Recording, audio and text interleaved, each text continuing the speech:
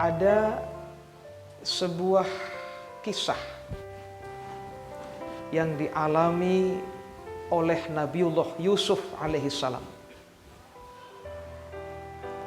Nabiullah Yusuf ketika dia menghadapi intimidasi, cacian dari seorang perempuan yang bernama Zulaikha alaihissalam.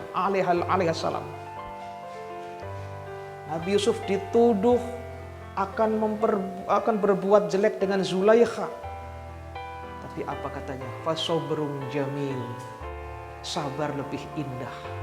Sabar adalah lebih bermanfaat, lebih baik, lebih berharga. Sampai dia dimasukkan ke dalam sel. Padahal dia benar-benar tidak bersalah. Dia tidak membalas sedikit pun dengan ucapan tadi sekali lagi. Fasobrun jamil. Sabar itu indah. Sabar itu nikmat. Sabar itu baik. Bahkan di akhir surat Ali Imran Allah menyeru, Bismillahirrahmanirrahim. Ya ayyuhalladzina amanu sabiru wasobiru warobitu wattaqullaha la'allakum tuflihun. Wahai orang-orang yang beriman, bersabarlah kalian. Ingat, sabar terhadap maksiat, sabar dalam beribadah.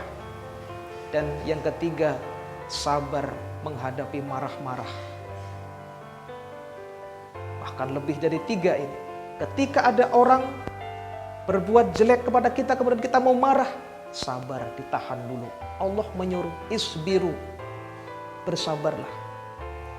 Wasobiru, dan tingkatkan atau kuatkan kesabaran itu. Ayo diikat kesabaran itu, kita kuatkan, jangan sampai lepas. Warobitu, dan ribatlah, ikatlah ibadah itu, kesabaran tadi maksudnya, dengan ikatan yang kuat.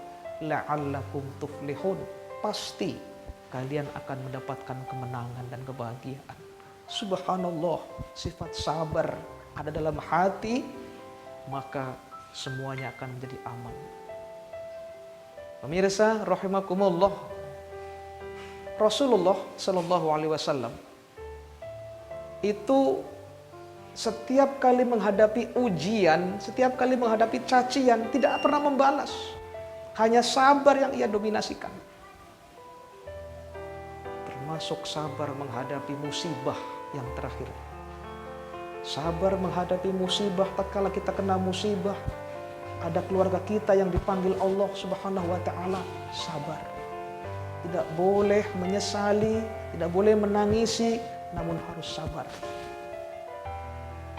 Jangan sampai kita ditinggal oleh keluarga sehingga kita seolah-olah tidak ikhlas, sampai menyobek-nyobek baju, gejuk-gejuk tanah, menangis yang tidak rela. Subhanallah, ini tidak boleh, pemirsa. Yang lebih unik lagi, cerita kesabaran dalam menghadapi musibah. Ada seorang sahabat namanya Tolhah. Tolhah ini adalah salah satu pelayan Rasulullah Shallallahu Alaihi Wasallam. Setiap hari, sehari-harinya beliau ada di rumah Rasul. Suatu ketika anak satu-satunya masih bayi sedang sakit keras. Istrinya Tolhah, namanya Hindun, itu bersabar. Dan di akhir ceritanya, klimaknya, sampai anaknya meninggal. Anaknya dipanggil Allah Subhanahu wa taala. Tapi istrinya Tolhah tidak memberitahu kepada suaminya, sementara suaminya ada di rumah Rasulullah Shallallahu Alaihi Wasallam. Apa kata istrinya? Sudah, dikubur sajalah langsung. Tidak usah cerita kepada suami. Suami sedang ada di rumah Rasulullah, sedang berjihad.